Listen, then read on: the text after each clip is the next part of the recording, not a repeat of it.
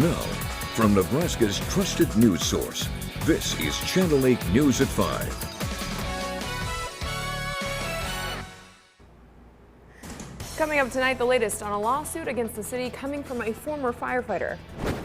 We ask that you consult with Indigenous leaders when there's anything to do with this land. Native Americans walking through the city of Lincoln praying for their voices to be heard. But first tonight, so we finally got justice after 3 years waiting on that. A Lincoln man finds out how long he'll be spending behind bars for the shooting death of a teen. Good evening, everyone, and thank you for joining us today. Majdal Elias sentenced to 90 to 140 years in prison for the shooting death of a Lincoln teen. Elias was already serving time on drug and weapons charges. Channel 8's Joseph Nasser was at the sentencing today and files this report. We did get justice for Ali today, and I'm sure he is smiling from heaven. The Albercott family says they've been waiting 3 years to get justice for 15-year-old Ali, who was shot and killed in 2019. Officials say Albercott was shot near 7th and Fletcher while he was in a car with other people on their way to rob a known drug dealer. On Wednesday, Majdal Elias, already serving time on drug and weapons charges, was sentenced for the murder of Albercott. He spoke for about 40 seconds to the judge and prosecution. Here's some of what he had to say. Yes, I was the drug. Yes, but you want me to say it again? I was the drug. But that does not mean I'm a killer. Lancaster County District Judge Lori Murray remarked that Elias did not show remorse throughout the trial. There's absolutely no remorse. The Albercott family agreed. Elias never showed remorse through the whole trial, and even right now, he smiled like at us. Elias was sentenced to 90 to 140 years in prison for second-degree murder and other charges. The court finds that imprisonment of the defendant is necessary for the protection of the public. The Albercott family says they wish that Elias took the time to apologize. If he had said sorry, we could have maybe forgive him for what he did and maybe move down a little bit easier, but he never gave us an explanation why he did this, and he never felt sorry, or he even never says sorry to us at all. In Lincoln, Joseph Nasser, Channel 8 News. Also today in court, the city of Lincoln fighting against allegations of harassment and discrimination. Those charges coming from a former firefighter. Jessie Lundvall says the city discriminated against her and wrongly fired her because of sexual orientation, gender, and a disability. The city wants the charges dismissed, saying there isn't enough evidence. The only allegation that we can identify from the complaint that appears to go to this is an allegation that Ms. Lundvall had an 80% rotator cuff tear. But the complaint doesn't make an effort to allege any substantial limitation of a major life activity. If the charges are dismissed, the judge says Lundvall's attorney can then refile an amended complaint. Lundvall is one of 6 women alleging sex discrimination and harassment during employment with the city. The other 5 are against the Lincoln Police Department. Native American tribes continue to oppose construction of a new housing development near their sacred land in Lincoln. Today, they took to the streets to pray and display their culture. Channel 8's Ariana Martinez joins us from the Capitol to explain their motivation for the walk. Despite city leaders moving forward with a development near a sacred sweat lodge, Native Americans and supporters came together today to say the fight is not over. We're fighting for the sweat lodge to be safe, and it's a very sacred thing for these people and for me. For us Native Americans to be acknowledged, for our voices not to be silent, and for our voices to be heard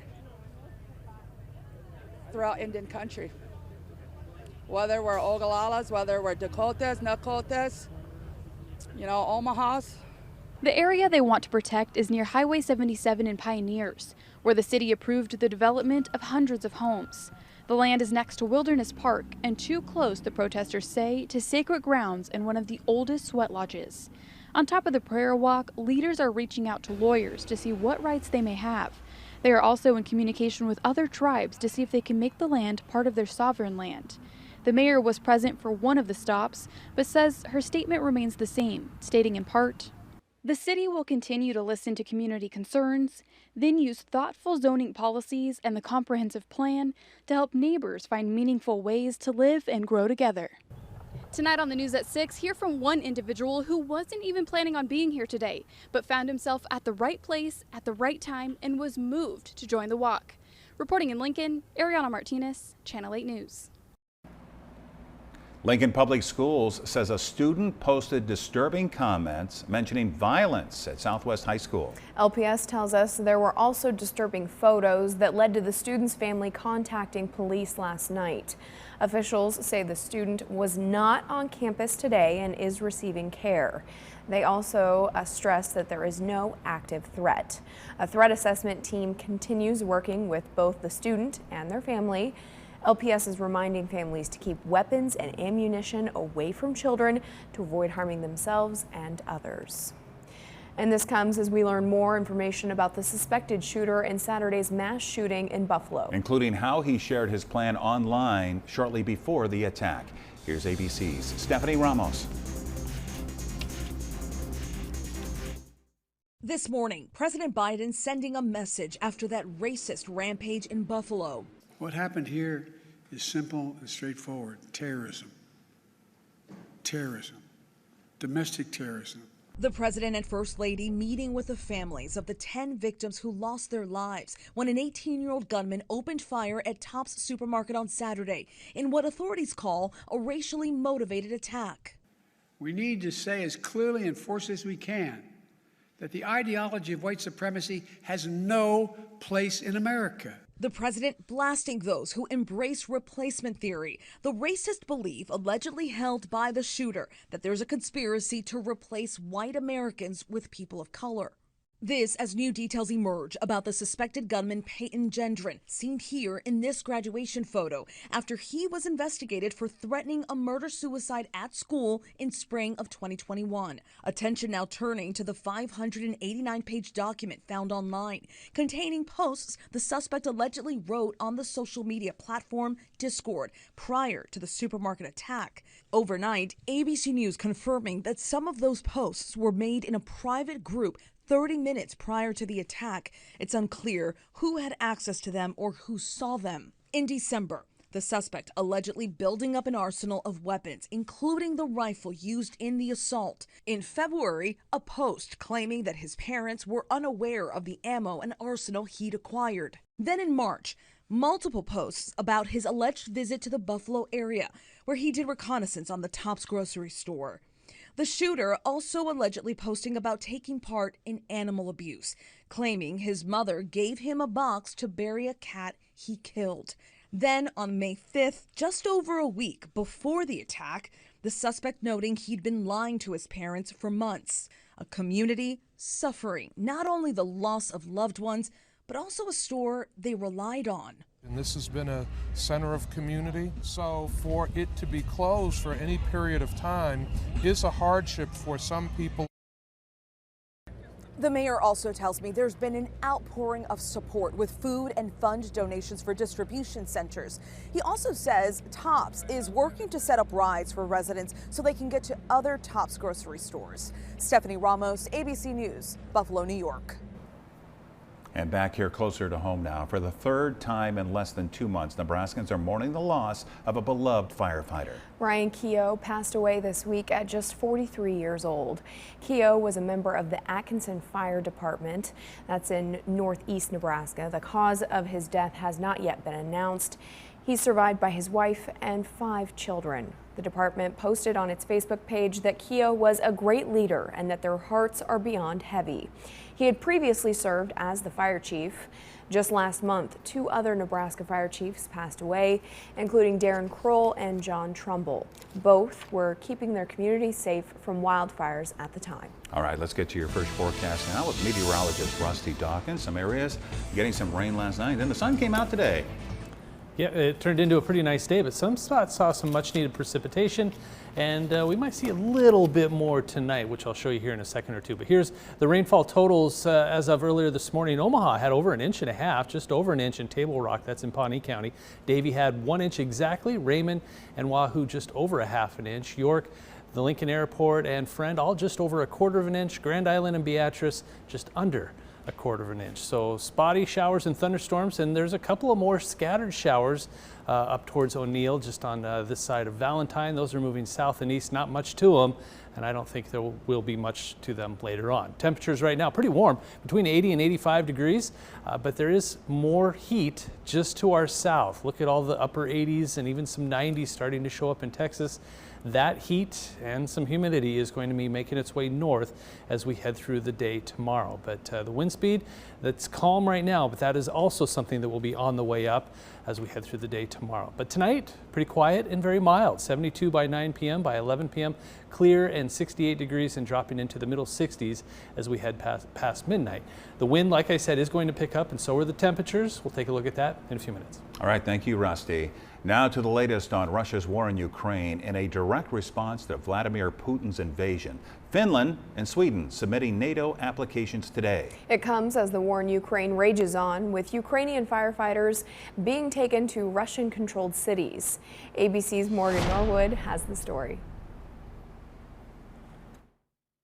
In a direct response to Putin's invasion of Ukraine, Finland and Sweden officially submitting their application to join NATO. We are exercising our right to make our own choices in providing for our security. President Biden throwing his support behind the move in a statement, saying he welcomes their application and that by joining NATO, they will further strengthen our defense cooperation. But according to reports, Turkey is looking to formally block their application, citing concerns about the two countries' support of Kurdish militants who Turkey describes as terrorists. The anticipation of a bolstered alliance comes as the battle for the massive steel plant in sieged Mariupol appears to be coming to a close. Ukrainian fighters seen laying down their weapons and evacuating the city. The wounded soldiers are being taken to Russian-controlled cities in the east, and with their fates uncertain, the Ukrainian government pushing to exchange them for Russian prisoners of war. Russia saying it intends to interrogate those soldiers, and now there are signals from Moscow that some of them could be brought to Russia to face trials. It comes as Ukraine holds trials of its own. A Russian soldier pleading guilty to shooting a 62-year-old Ukrainian man 4 days after the start of the war in February. A spokesman for the Kremlin dismissing the proceedings, telling reporters the accusations were simply fake or staged.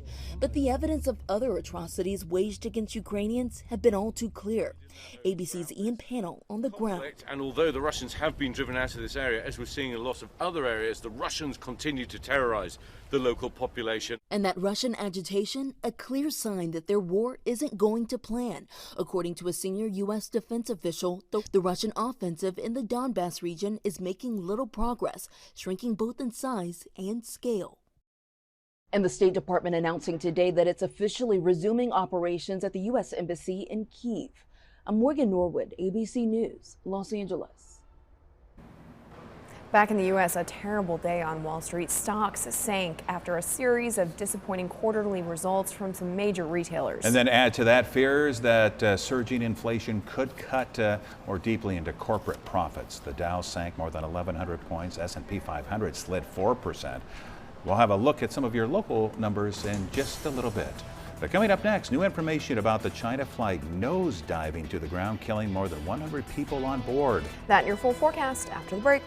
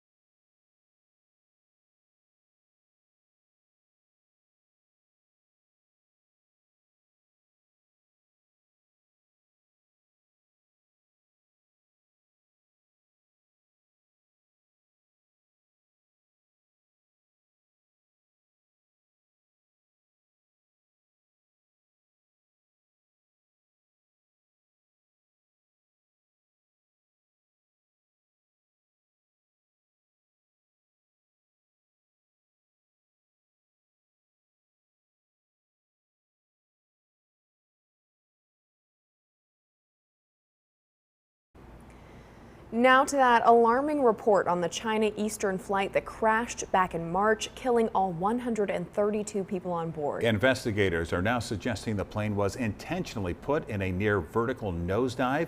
ABC's Eyewitness is in Washington with the very latest. New information about the China Eastern flight seen here in its final moments, nosediving to the ground, killing all 132 souls on board. ABC News confirming that U.S. officials believe one of the pilots intentionally crashed the 737 passenger jet. There was no attempt to bring the engines back to idle to try to slow this down. Those pieces to me caused me to lean more towards the criminal intent side. Officials tell ABC the landing gear was never deployed and the flaps weren't engaged, clues that the plane was not trying to land after an emergency, and that near vertical descent pointing to deliberate force. If somebody's in the cockpit and they want to deliberately crash an airplane, they can do it.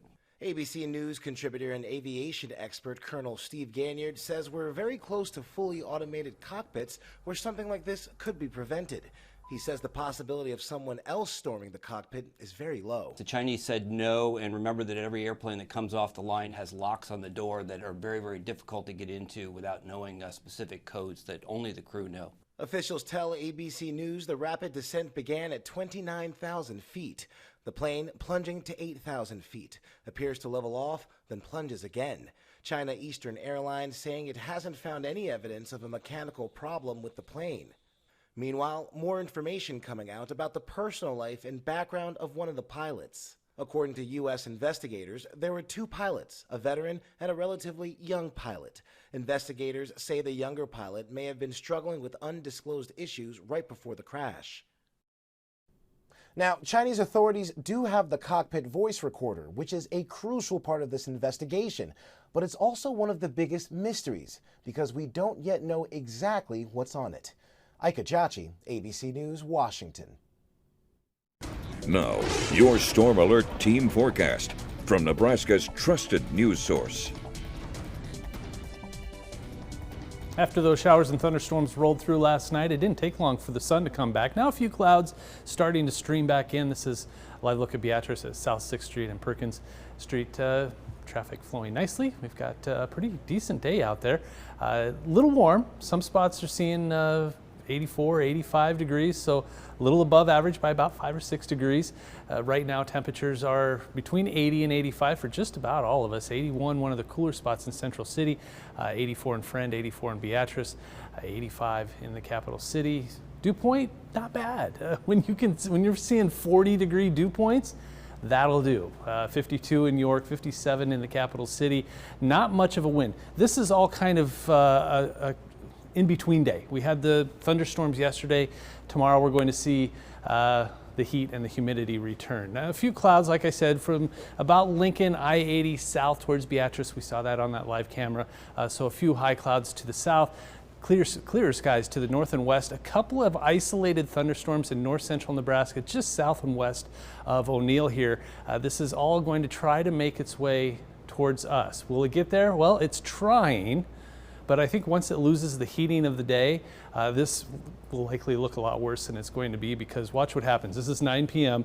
By about 10 o'clock, that's it. So by about midnight, I think it maybe a lingering shower, a couple of thunderstorms possible in western, northwestern Iowa, maybe towards Hastings and southwestern Nebraska near McCook, but overall it should fade away as soon as the sun goes down. Now let's fast forward a little bit. This is interesting. This is as we head into Thursday afternoon. Cold front's going to be to the north. This is going to really change things up after all of the heat and humidity comes at us on Thursday from the south. So hot on Saturday, or excuse me, on Thursday, getting ahead of myself. I want the weekend to be here now. But this cold front's going to slice through, maybe spark a couple of showers and isolated thunderstorms the second half of the day into Thursday night. That won't amount to much. What I want to show you though is off towards Colorado. Watch Denver. Yeah, that's snowfall, and they could, after it's all said and done, this little activity, could drop anywhere from 3 to 6 inches of snowfall in and around the Denver area by Friday evening, and it's trying to push into parts of southwestern Nebraska into the Panhandle. Won't get here, but I mean, it's getting to be middle of May, end of May, and still snowfall potential in parts of Colorado. Forecast for tonight, nowhere cold enough for snow, upper 50s and lower 60s. Southwest wind at 15 to 25 miles per hour. Look at all those arrows coming from the south to the north. Temperatures between 90 and 92, 93 degrees. The wind gusts will be up there around 30, maybe 35 miles per hour as we head through the afternoon hours. Yeah, it's going to be a windy and hot day tomorrow. So we'll start off warm, 60 degrees, mild, quiet southeast wind at 5 to 10, becoming windy on Thursday, 91. Afternoon shower is possible, that southwest wind gusting to around 30 or 35 miles per hour. Then we cool off quite a bit. We drop 20 degrees on Friday and then another 10 degrees on Saturday. And look at those overnight low temperatures getting dangerously close to the freezing mark. Well, no, not the freezing, 43. Well, let's just say that. And then showers are going to be possible as we head past the weekend and into the beginning of next week, and temperatures slowly warming back up. But this is that time of year where just about anything can happen, and we're kind of seeing it. We've got 91 to 70 to 63 in 3 days. And some areas west of here talking about snow. It's, yeah. I love weather. It's just so much fun. Amazing. All right. Thank you very much, Rusty. Well, we took a look earlier, but here's another look at those numbers off of Wall Street today. Again, a terrible day. The Dow falling over 1,100 points. NASDAQ also down 566. Here are some of your local numbers as well. You're watching Channel 8, Nebraska's trusted news source.